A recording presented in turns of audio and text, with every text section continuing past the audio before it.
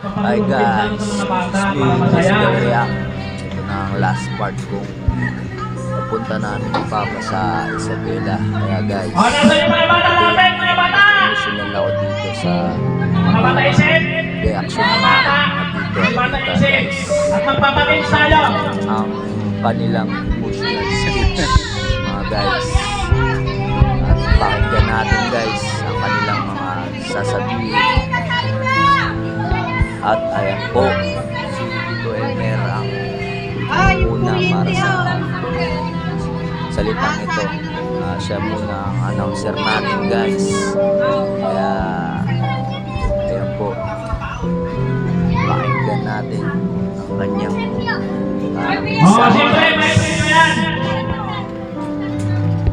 ayan po, sisimula na po si Tito Elmer. At masyado rin ako naging emotional dito dahil hindi ko akalain na meron din pala siyang emotion na akala ko kahit tingin mo matapang ang dating at mas gusto at syempre alam natin sarili natin na sandali yan meron din palang natatago sa mga puso damdamin guys. Ayan, lumayo na si Tito Elmer kasi hindi niya grounding siya sa mga ganito eh. Ayaw niya kasing umiyak guys. Hindi ko akalain na sa karin dito na isang puno ng pamilya rito guys. Pagbigay ka ng mensahe dito sa mga pamangkin mo. Nasalita na si Papa sa kanyang emotional speech guys. Tinawag na siya ni Tito Elmer. Ngayon po guys, pakinggan natin si Papa Federico Sadinas Sr. Mukhang nagiging emotional din si Papa at ayaw niya rin ng mga gantong eksena guys.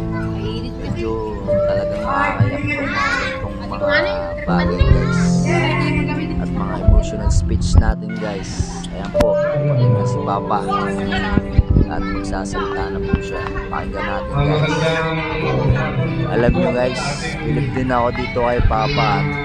Ano rin siya sa ating Panginoong Jesus, sa ating Lord, at sinasama niya ang mga salita ng Panginoong Jesus sa ating buhay. Lagi niya rin sa akin sinasabi na tayo ay mapupunta doon basta mananampalataya tayo sa Kanya guys. Kahit anong tapang mo pala sa buhay, kahit sundalo ka pala, pero meron ka pa rin puso't damdamin na sabihin natin na maglingkod ka talaga sa ating Panginoon. Dahil kung naman tayo talaga mapupunta guys, kung talagang seryoso ka at mananampalataya ka sa Kanya. Ayan guys, pinapakinggan ko yung mga sinasabi niya dyan guys. Lahat tungkol sa salita ng Diyos at yung mga sinasabi niya na magbago na daw tayo lahat guys. At hindi naman tayo pupunta guys, magiging alabok tayo guys. Hindi naman tayo mapupunta, mamamatay din tayo parehas. Pagtanda natin kung ano man, lilipas din tayo guys. Kaya maging mabuting tao lang tayo guys. Masaya lang sa buhay, yan ang ating isipin. Ayan guys, sulit naman guys si Tito Nestor naman ang emotional speech guys. Pakinggan natin guys.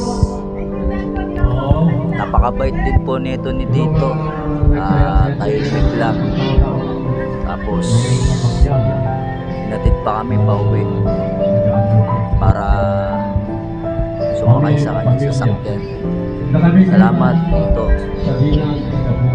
sa sandaling kasiyahan yan po sa ating reunion. At sana po maulit-ulit ito at reunion na to. Maraming salamat po sa inyo at marami pa sana sa susunod na ano natin, mga banding natin at lahat na ng pamilya na wala po, makasama na po natin lahat.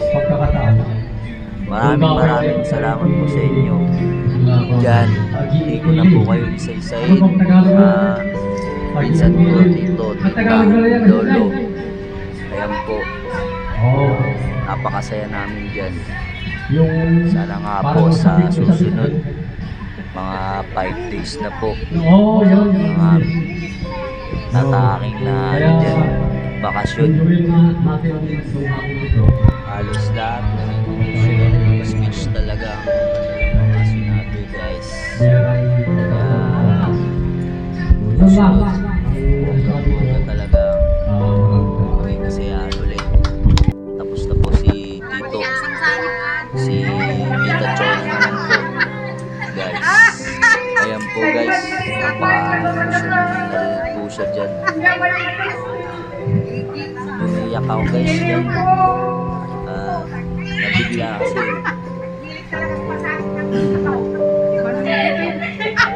Ngayon lang po ako nakakita ng tita na nagiging emotional eh. Ayan na po kasi yung last part na nakakayak, guys. At parang talagang huling sandali na, guys, na pagkikita-kita talaga. Salamat po sa inyong panunood. Thanks for watching, guys.